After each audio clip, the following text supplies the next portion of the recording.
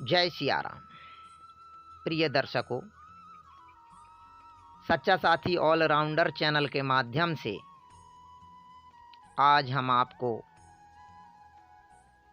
5 महायज्ञों के बारे में बताएंगे, जिन्हें करने से मनुष्य स्वतः ही शुद्ध हो जाता है। अतः दर्शकों से निवेदन है कि वीडियो को शुरू से आखिरी तक देखें और अगर ये वीडियो अच्छा लगे तो लाइक, शेयर और सब्सक्राइब जरूर करें। तो आइए वीडियो शुरू करते हैं।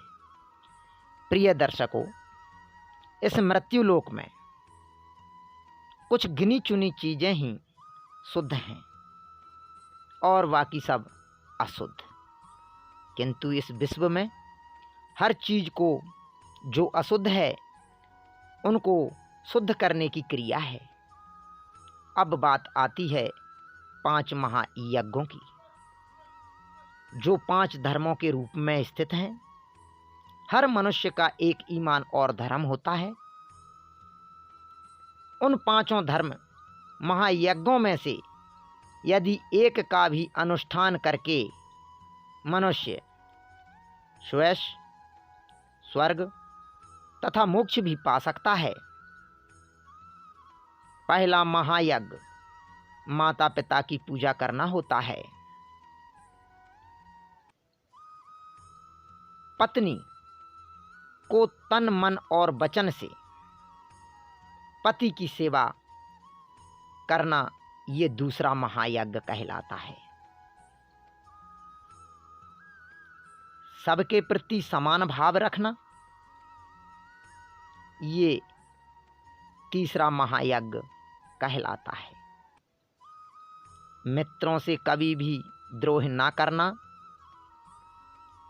कपट और उनकी निंदा ना करना, ये चौथा महायज्ञ कहलाता है। और भगवान श्री विष्णु का भजन करना,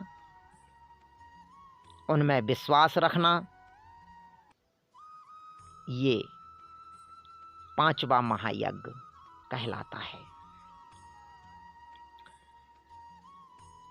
इस प्रकार 5 महायज्ञ में से एक भी महायज्ञ करने से मनुष्य पूर्ण रूपेण शुद्ध हो सकता है।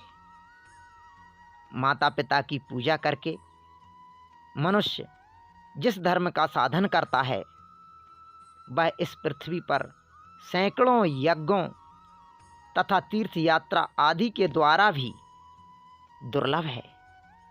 पिता धर्म है, पिता स्वर्ग है और पिता ही सर्वोत्कृष्ट तपस्या है। ऐसा जानकर जो माता पिता की सेवा, पूजा, अर्चना करता है और उनको प्रसन्न कर लेता है, तो पिता के प्रसन्न हो जाने पर संपूर्ण देवता प्रसन्न हो जाते हैं। जिसकी सेवा और सद्गुणों से माता पिता संतुष्ट रहते हैं, उस पुत्र को प्रतिदिन गंगा स्नान का फल मिलता है। जो माता पिता की प्रदक्षिणा यानी परिक्रमा करता है, उसकी पूरी पृथ्वी की परिक्रमा स्वतः ही हो जाती है। माता पिता को प्रणाम करते समय जिस पुत्र के घुटने और हाथ पृथ्वी पर टिकते हैं, तो वह अच्छे फल को प्राप्त होता है। जब तक माता पिता के चरण कमलों की रज पुत्र के मस्तिष्क और शरीर में लगी रहती है, तभी तक वह पुत्र शुद्ध रहता है। जो पुत्र माता पिता के चरण कमलों का रज मस्तिष्क पर धारण करता है, वह पुत्र धन्य है। और जो पुत्र माता पिता के चरण कमलों का जल पीता है, वह मनुष्य भी संसार में बारंबार धन्य है।